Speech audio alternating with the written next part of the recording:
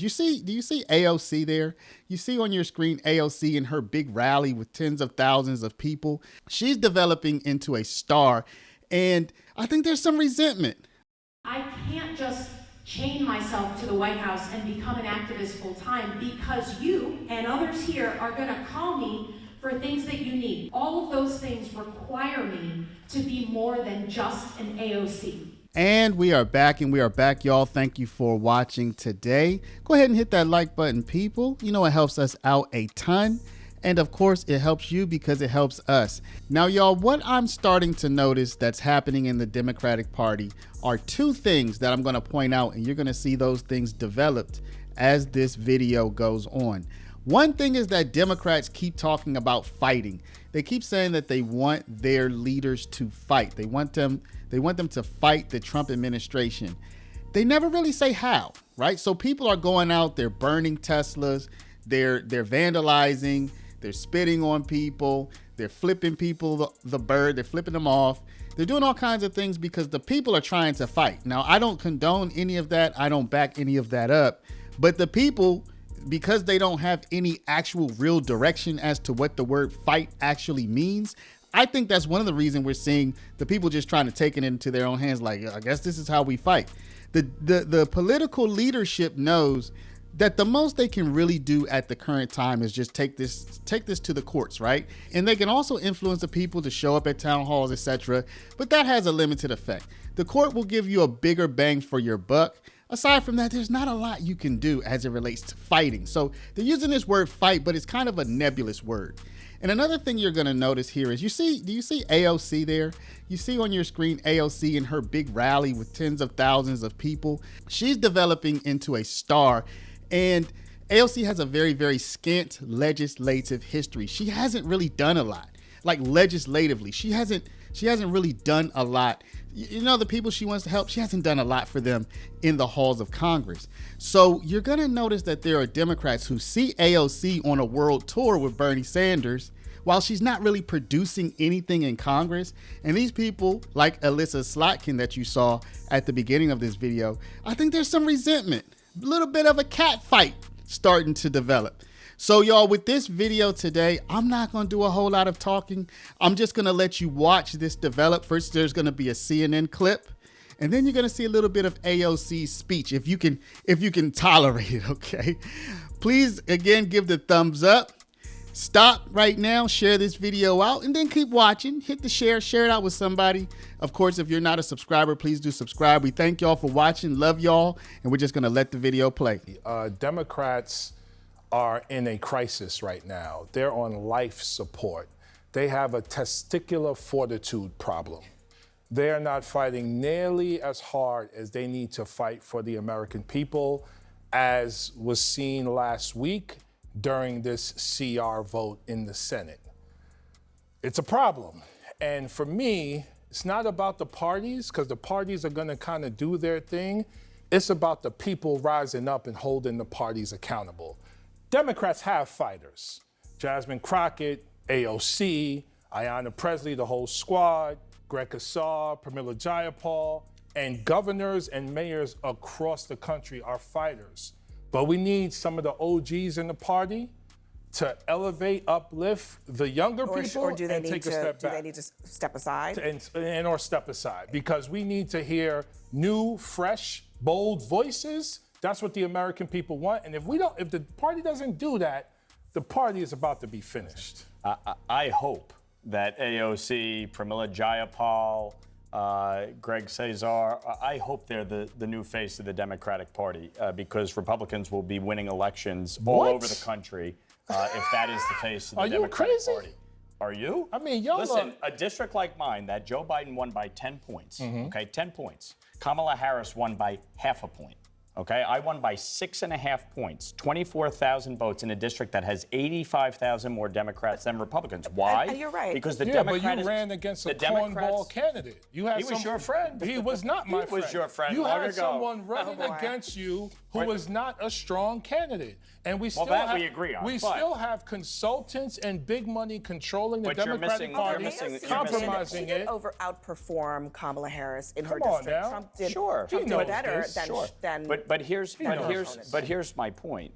The New York, look no further than New York, where issues like cashless bail have been a disaster, issues like sanctuary state status, congestion pricing. In districts like mine, where Democrats on paper should win big, they're losing. And so if the messenger is AOC, who, by the way, was originally from my district, she grew up in Yorktown, not the Bronx. If AOC is the face of the Democratic Party in swing districts all across this country, she will mobilize voters way more than Nancy Pelosi ever did. Let me just add Republicans. the counterpoint within the Democratic Party to what AOC is saying. From this is Elisa Slotkin. She gave the Democratic response to the State of the Union address much more of a moderate voice in the party. Listen. I can't just chain myself to the White House and become an activist full time because you and others here are going to call me for things that you need. All of those things require me to be more than just an AOC. I can't do what she does because we live in a purple state and I'm a pragmatist. I gotta save things for my people. See, Things are getting messy. come on, over there. son. It's getting very messy. That's And white flag energy right there. Names are That's being white put on the flag table. energy right there. No, I think she's right.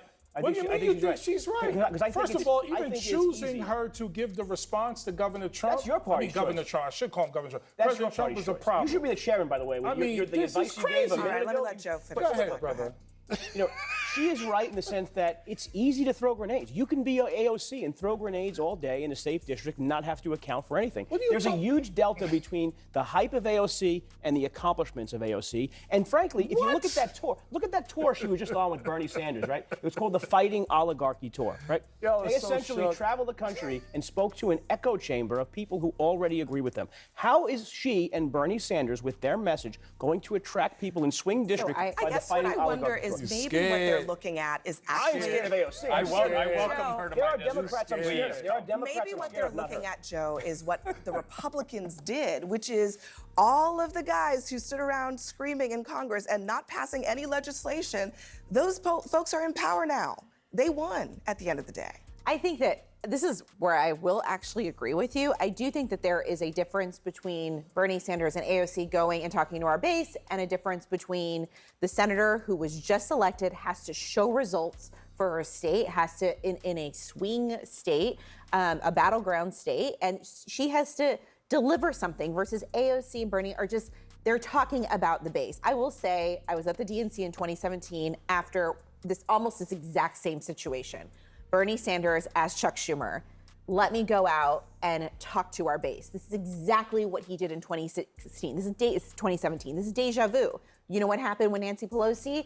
Everybody was asking for her to resign. You know what she did? She embraced the new generation of the Democratic Party, lifted them up, and said, you know what? I'm going to step aside after the midterm elections, and I'm going to lift everybody else up. And that's why she worked to block AOC from becoming We've a done this ranking member before. of a We can committee. do that That again. also happened. The tens of millions of people who are staying home, they're staying home because we're not elevating new voices in the Democratic No, Party. you're not. Your Those chairs people are are ranking members, mobilized. Maxine I Waters think on to financial Congressman Lawler's services. point, this is not just a Chuck Schumer thing. I think it's happening pretty broadly among some of the older contingent in the Democratic Party. For all the big talk that Republicans and the Trump administration like to flap about working people, if you actually listen carefully, every once in a while they let the mask slip about what they actually think about us.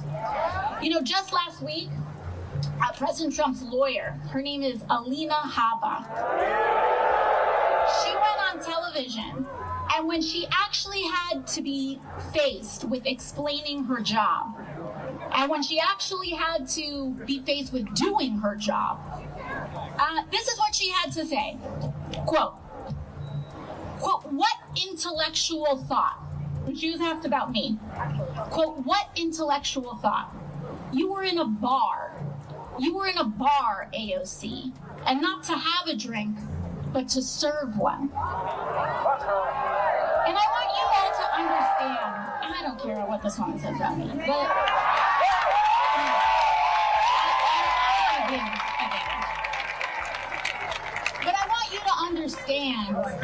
isn't just talking about me here.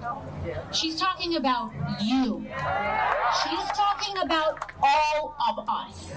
Because the entire job of the president's lawyer is to speak for him. Trump hired her to speak for him. So imagine what it means for our country that the president's own lawyer cannot even conceive of a working class person being intelligent simply because of the job that they have. This woman could not even recognize the American dream if it was fed to her on a silver spoon. But understand that this kind of disdain for working people by the most powerful people in this country doesn't just come from not being raised right.